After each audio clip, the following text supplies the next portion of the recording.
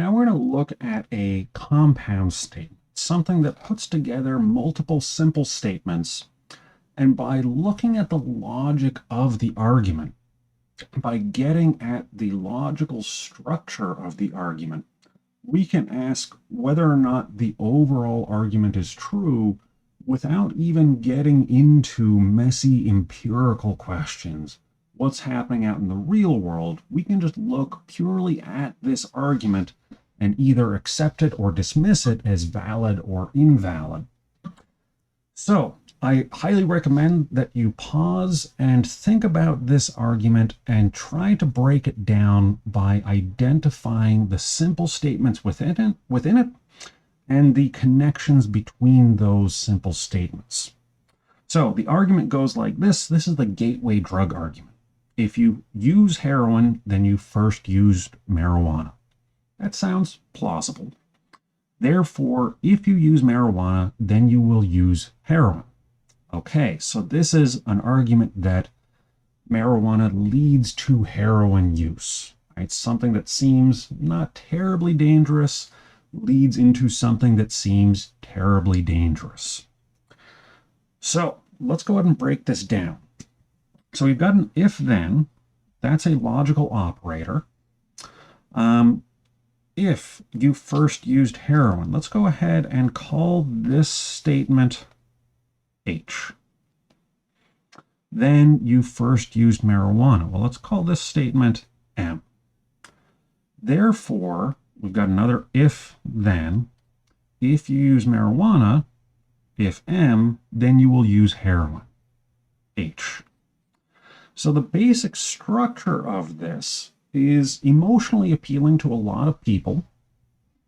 Let's consider another argument, and we're going to see that this argument has the same basic structure. We've got an if-then, and we've got another if-then. The then here is sort of implicit. If George Washington was assassinated, let's call that A. Then he is dead. We'll call that D. Therefore, if he is dead, then he was assassinated. So this second argument follows this structure. If A, then D.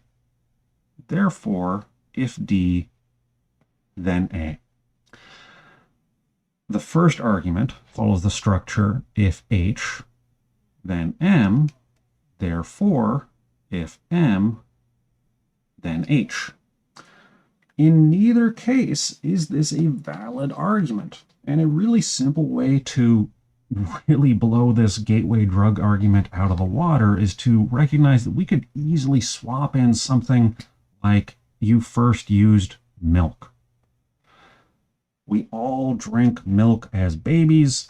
So therefore, if you use heroin, well, you definitely drank milk first, but that does not at all lead to a reasonable conclusion that if you use milk, you will then use heroin.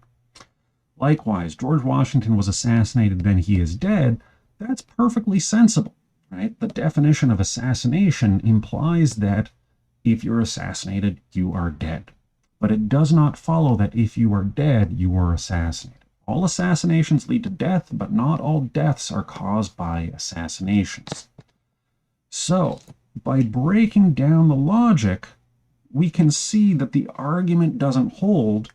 And even better, we can take something that's emotionally loaded, like drug policy, convert it into different arguments, but the same basic logical structure. And we can see in this case, this is obviously false. But the underlying logic is exactly the same as here. And this is really a really valuable superpower we get out of learning to translate stuff into these abstract symbols, is it lays bare the underlying structure, and we can ask, is that underlying structure valid?